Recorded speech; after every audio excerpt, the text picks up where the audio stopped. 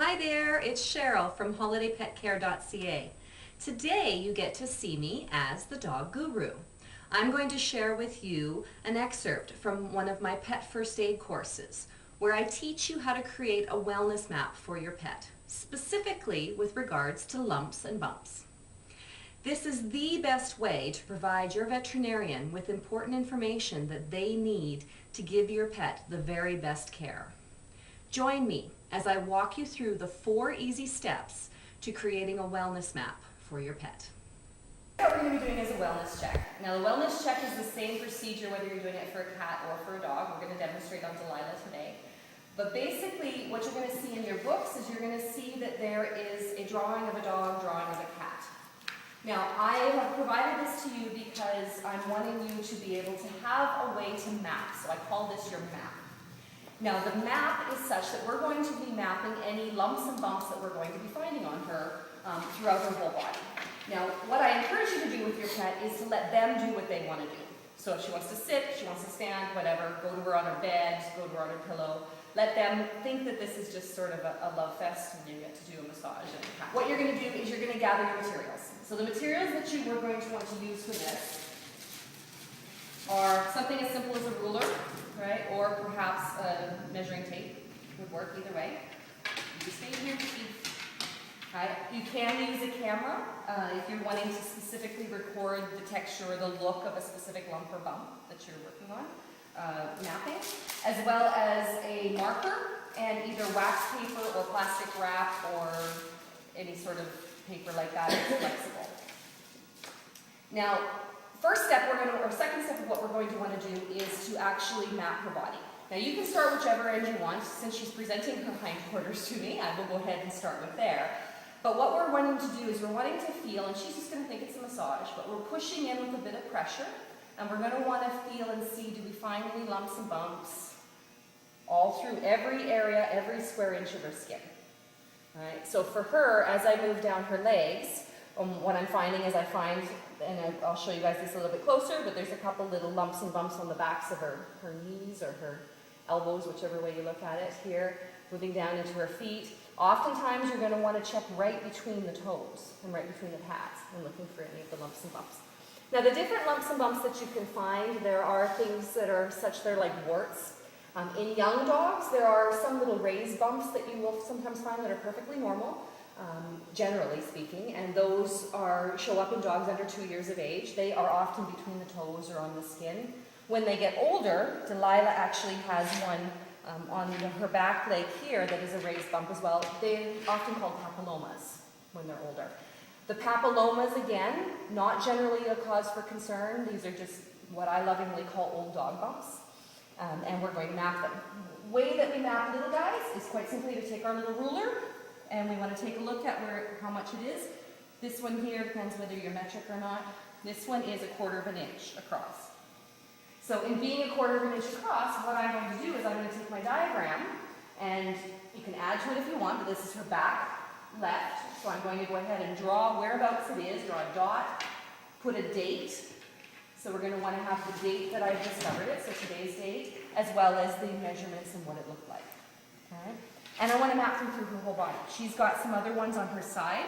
She's an old girl, she's 14. So she's got some other ones on her side that are actually what the vet has called lipomas. Now lipomas are actually fat lumps. They're very common to find on old dogs. And I'll get you to come up in a few minutes and we'll actually feel them on her so you can see what they feel like. But they have a tendency to be such that I can actually pull them away. Like I've got the lump in my fingers here and it's separate from the body. So the vet has let me know, because I have had them all checked out, the vet has let me know that that was not one to be of major concern because it's not attached itself to the body. Right? It's just a simple body is creating a fat lump. Right? She also has some skin tags. Skin tags, similar when people get them as well. Oftentimes they get them around the collar area. In people, we will often get them where we have a necklace. It seems to be the rubbing that sort of irritates the skin. But skin tags will look like little warts or little pieces of skin hanging off. Again, taking our measure and actually seeing the size of them, recording where it is on our diagram so that we have an idea of where it is. Then we have things like, unfortunately, what we're dealing with Delilah here. Okay, this started out as a pretty small lump that I was dealing with her, and the vet was having me watch it. It started growing quite rapidly. has been diagnosed as cancer, and we're dealing with it. She's had 2 surgeries already, and we're now dealing with some alternative therapies to see what we can do with it. But the way that we map this, I will demonstrate for you, is because the vet wants me to keep really clear idea of how fast it's growing. So when you're dealing with something that's a little bit larger, which by the way, cancer is not painful. A lot of people don't realize that. So when you're dealing with a cancer, it's not something other than the stretching of the skin sometimes gets uncomfortable. The cancer itself is not painful. What we do is we will take the paper and a marker. So and again, it might be helpful to have a second person help you out. So basically drawing right around the base of it, even if it's sketching for the most part.